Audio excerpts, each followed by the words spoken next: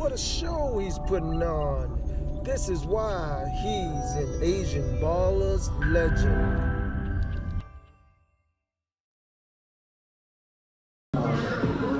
What's up, y'all? What's going on? This is Bo with asianballers.net. I'm here with Jonathon Chu of the Sleeping Pandas. He's here in Atlanta visiting, and so we just got done hooping. Just went to LA Fitness, gave him a little workout here in Atlanta. You know what I mean? I'll just say they didn't know what hit them. Just put that way. So it was fun, especially with playing with somebody that knows how to ball. So always great to play. And so I want to introduce. This dude's a hooper. A hooper. I'm all right. I'm old now, so just turned 42 a couple days ago. So, but I'm still trying to keep it strong. And like I said, Jonathon called me up, got in touch with me yesterday, said he was in town. So I'm glad he called me, so and so we can meet up and to get to know him a little bit. So we've been talking, and I want you guys to know a little bit about him because right now they're his team, the Sleeping Pandas. If you don't know, on Asian Ballers, they're the number one team in the country. I want him to kind of give you the background of himself and the Sleeping Pandas. Well, can't really speak on the Sleeping Pandas until you talk about John Panda, John Young. He's the Shout out, John. manager. Yeah, he's the general manager. He's the founder of the Sleeping Pandas. I joined the team back in like 5 years ago.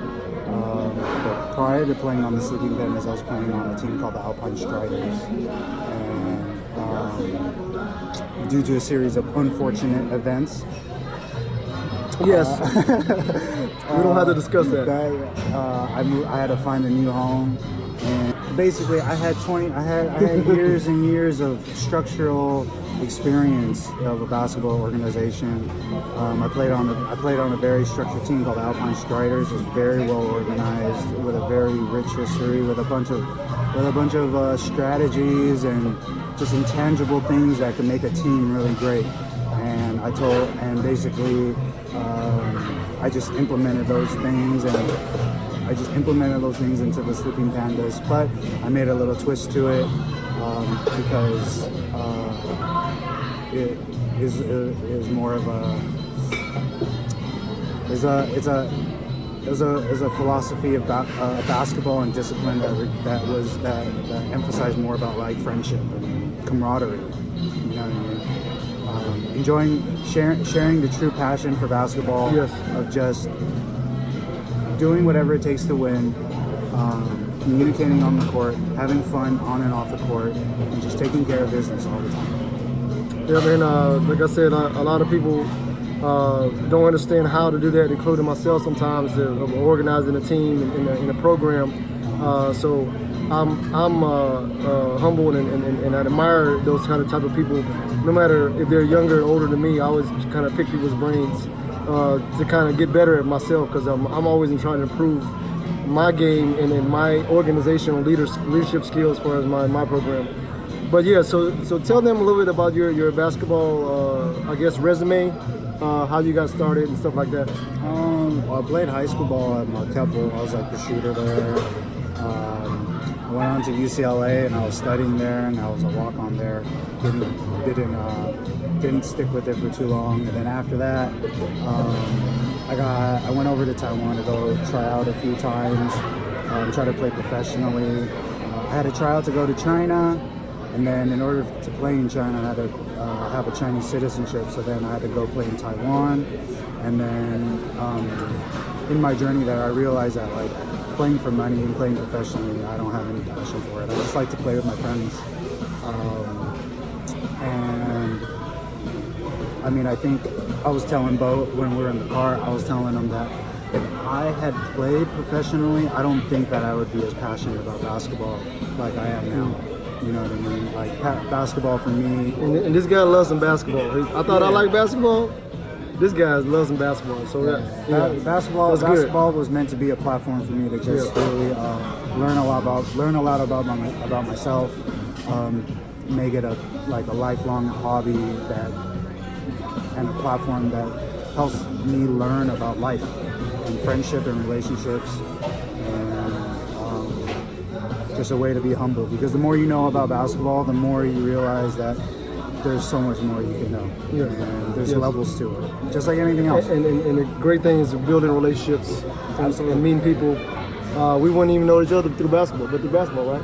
I mean, that's the beauty of the game. That's why I love the game so much. So tell me, we were talking a little bit about the vision of the future for Asian basketball here in the United States. Yeah.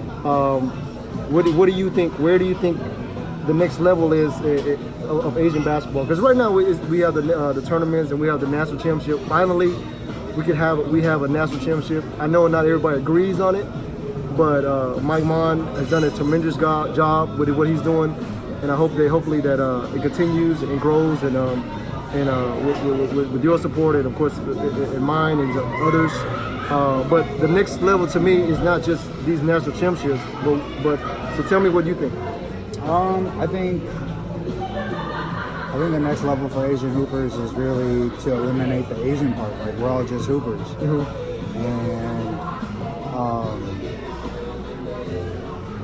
I think the next step is to put in like an all Asian team and just play in open tournaments and open divisions and really competing on that level. Like,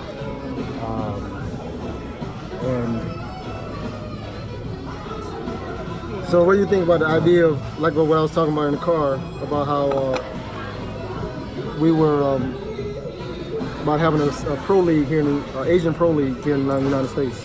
I think that's awesome. I think that's a fantastic idea. I think that it starts with the questions that we ask, and I think that with people like you, who are asking those questions, how do we elevate the game of basketball for Asians? How do we improve as a community? How do we just take that next step? What kind of training do we need to do? What kind of mentality do we need to have? I think those are the questions you got to ask and have the next generation ask, so that they can find those answers. You know what I'm saying? Yep. I think the problem is that we're not asking the right questions. You feel me? Yep. You gotta have, most of all, you gotta have the next generation ask those questions. Yeah. Like you and me, the older guys, us pondering about it. It does some, but really it's about having the next generation cultivate their ideas and their mentality and understand that there are no limits to their game. Yes. You know what I mean? Yep. And really letting them understand like the levels there are to work ethic, the levels there are to intellect, intensity, focus. You know. Yep. And so and that's my idea now of building programs from even like say Sleeping Pandas has a youth program and Asianballers has a youth program coming up with the next generation. I believe that's the only way it's going to continue, or else it will die out.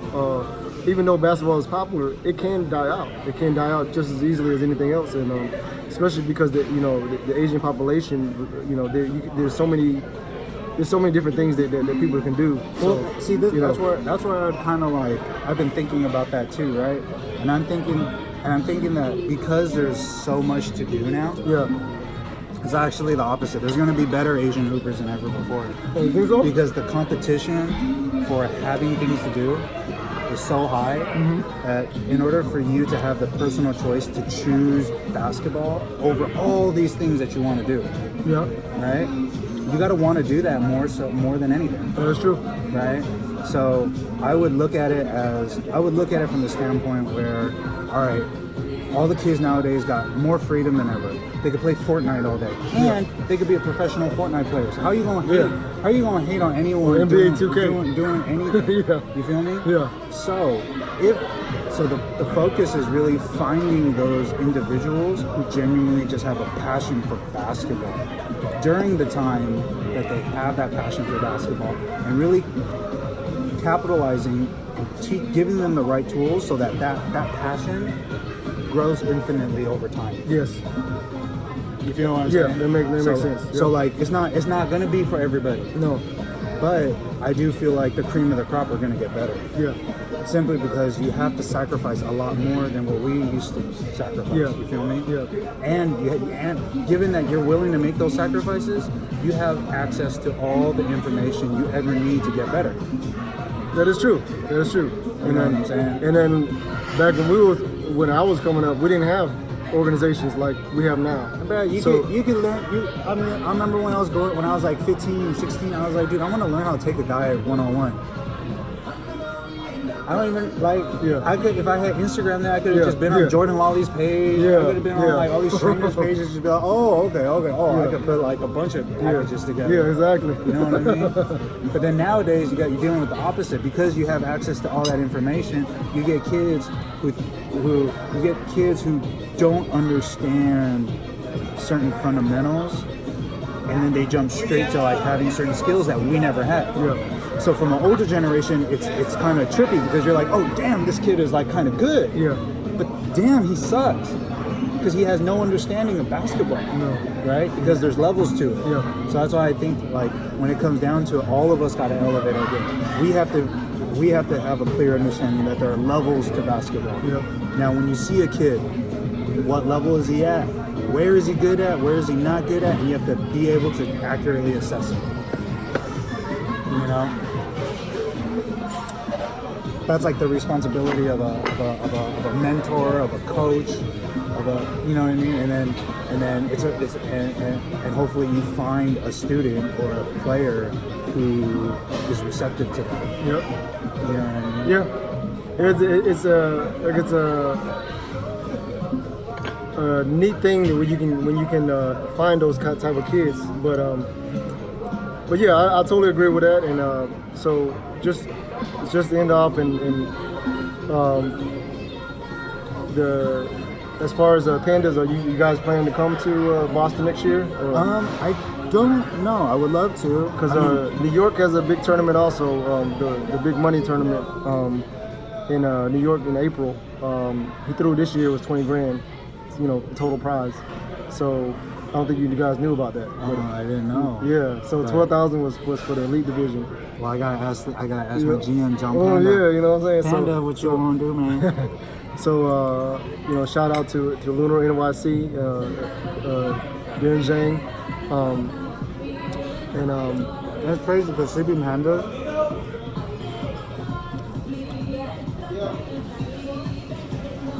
have so many unique relationships with these players on the Pandas. And I'm sure all the Pandas could say this about each other because we're just a family, you know what I mean? But, for example, Trevor, I've known that kid since he was like 15. His friend, Reed, who I've known since, I've been training him since he was 15. And then... I want to make sure I have this all here. So, yeah, and then Kalen knew Trevor and Reed, and when I met Kalen, like, we just hit it off. And then when he went to China, me and my wife went with him. You know what I mean? Make sure he was like set, make sure he was comfortable. And all the other guys, like, literally, I met them hooping at a 24-hour fitness. You know what I mean? Yeah. So, like, the way we formed our relationships was just like very, very genuine, very organic, and like it was formed on the court, competing against each other, having that camaraderie and respect for each other. And it's very refreshing because some teams they form and it's like a real organization that that cultivates players from a young age, right? It's like a farm. Yeah, farm system. Right. Sleeping Hens is not a farm. Like, we're a group of guys that genuinely like to be around each other, and we're a group of guys that genuinely are just good friends. You know what I mean? And I think it's very rare for a group of guys who are just like friends. Yep. That all hoop. Really, the best team I ever had was a group of friends when I was younger. That was just good basketball players, and that's how we have built the chemistry on the court. So I totally agree how that works. You know what I'm saying? And you have to do it that way. I mean, there are a lot of teams that don't, but that are successful too. But there's not always one way to do it. But yeah, I see that between you guys. So just in and out here. So I know you had business here in Atlanta and things like that. And what are your expectations as far as I guess for yourself in the near future?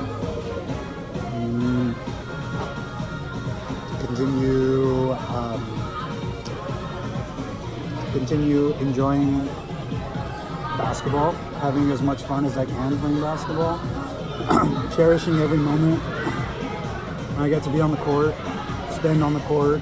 I mean, and who you got this year? I know LA's the Battle of LA this year. Who you got? LeBron or Kawhi? What you got? Honestly, I feel like AD's gonna get hurt. You think so? Yeah, and John also thinks that too. He just posted that. I feel like LeBron or AD might get hurt or something. I don't know. My take on this is, see, I'm a Lakers fan. I'm from Atlanta. But if they don't, yeah, I feel like the Lakers are gonna kill it. Well, to me, I'm okay. I'm just put it out there. I'm a Lakers fan, but I do not like LeBron. How come?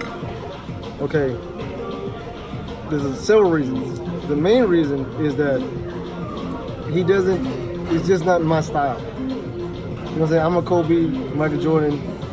That's my style. Me too. So he just seems whiny to me. And as a superstar, I just don't like that aspect. Don't get me wrong, he's a great player. But I just don't like. I like Kawhi. Kawhi is my favorite player now in the NBA. Kawhi seems like more of your personality. Yes. I feel like Kawhi resonates with a lot of Asian people. Well, he's like a Jordan type. He's just quiet. He's conservative. He just does his business. He comes out there and he just does his job. He just plays ball. He just plays ball. Don't care. No, I'm not talking about stuff and all over the internet. Right. Just plays ball, goes out there and put in work, and that's what I like. And so see, I was upset that Kobe retired. Now at least I got somebody else to kind of look at. So do you like KD? I do like KD, but I don't like his game. Like I don't like it. Really? Yeah, I need somebody more rugged. Phenomenal. I don't know. I just don't think. I think he's soft. Oh. I think he's soft. To be honest with you, just to be honest. I mean, sorry KD, but you know, I just think you're soft. You know, I like tough, rugged players that are getting in your face. Right. That's me. That's my personality. Because he's more of just like, I'm just gonna come out here and hoop. Yeah, like you saw me today, right? I rough people up. That's me. That's my personality. Like I'm gonna rough you up if I'm on the court. I don't care if I'm the oldest guy, whatever, smallest guy. I'm gonna take you out. You know what I'm saying? So that's the way I like. That's like Kobe, Jordan. Yeah, exactly. So that's why I don't give a fuck. Yeah, that's why I like Kawhi. They don't say nothing. I'm just gonna beat you up and don't say nothing. That's so. So that's. I wish they would trade LeBron and KD. I mean, and AD for Kawhi, because I'm a Lakers fan. I love the Lakers. If they got rid of them and traded that for Kawhi, I would be all day Lakers fan. Mm-hmm. Like, I can't watch Lakers now because I don't like LeBron. It's that bad. I can't watch them. I'm cheering for the Clippers now. So what if they go far? I can't cheer for them. You really can't? I can't. Damn. And I'm a Lakers fan. Yeah, no, that's like a very, that's a very conflicting feeling. It is. I couldn't watch the game almost because I was cheering for Kawhi the whole time. But I'm a Lakers fan. You know, when they were losing to Lonzo and all them, you know, I didn't end this video, so we'll see y'all. Thank y'all for visiting asianballers.net. Peace.